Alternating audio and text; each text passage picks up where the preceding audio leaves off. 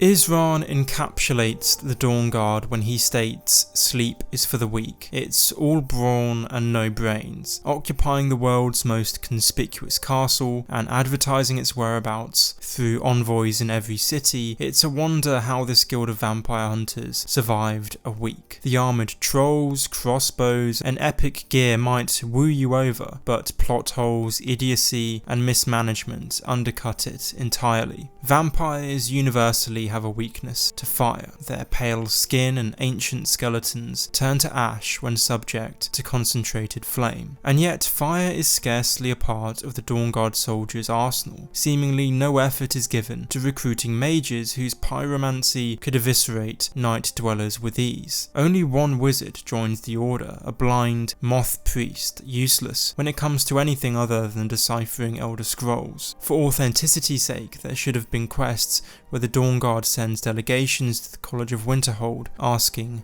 for help. Furthermore, Isran comments often on the widespread ignorance of the vampire threat, and yet there are no missions involving spreading the word, convincing Jarls to support the cause. This leads to the second point. The Dawnguard gets its wealth from thin air. Where does the building material, armour, weapons, and men come from? Again, the Dawnguard's authenticity as a guild suffers because there are no missions that involve convincing landowners or Jarls to give their financial support. Alternatively, the Dawnguard could act as a quasi-mercenary group fighting vampires for a price on behalf of towns or villages. Helping the Dawnguard to grow as an organisation would embed it further into Skyrim's world. There are only 3 quests in the entire quest line that involve contributing to the organisation: finding Gunmar and the engineer Soreen Gerard, recruiting Florentius Banius, and finding ancient Dwemer crossbow technology. Otherwise, there's a feeling that the Dawnguard divorced from the rest of Skyrim, engaged in a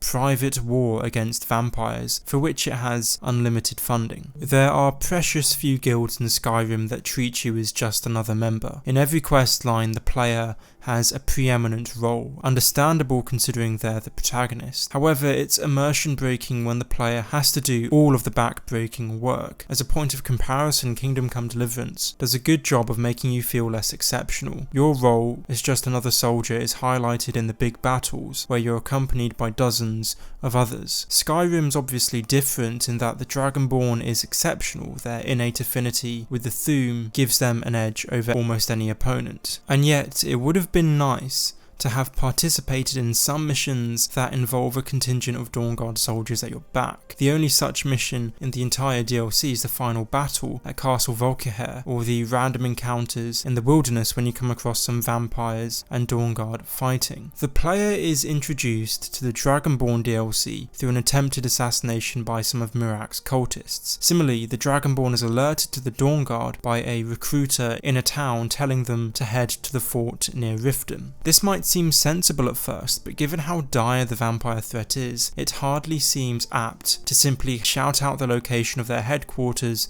to whoever asks for it, considering that vampires who feed often appear normal, and so could masquerade as a possible recruit. Rather, there should have been an interview process. Passing the right speech checks should have been a requirement to reveal the location, otherwise a test or quest to prove one's commitment, such as defeating a rogue vampire, would make sense. For an organisation led by someone who claims to be eternally vigilant, this seems a rather rash approach. Finally, there's Isran's lack of pragmatism. When Serana arrives at the fort to discuss the prophecy of the tyranny of the sun, Isran almost attacks her on sight. It's only through persuasion and the presence of the Dragonborn that he doesn't. His distrust is understandable, but his continued dislike, and indeed hatred of Serana, even after she proved her worth, is a hallmark of a man more principled than he is pragmatic. Serana has very good reasons for betraying her family. As she points out, blotting out the sun would be disastrous for vampires. Vampires would be attacked left, right and centre by the populations of Tamriel as retribution, but more than that, it would be awful for the planet. In the long term, Nirn's ecosystems would shut down and life would cease entirely. In sum, the Dawnguard feels inauthentic as a guild. Detached from the rest of Skyrim, the guild is rendered mediocre due to its complete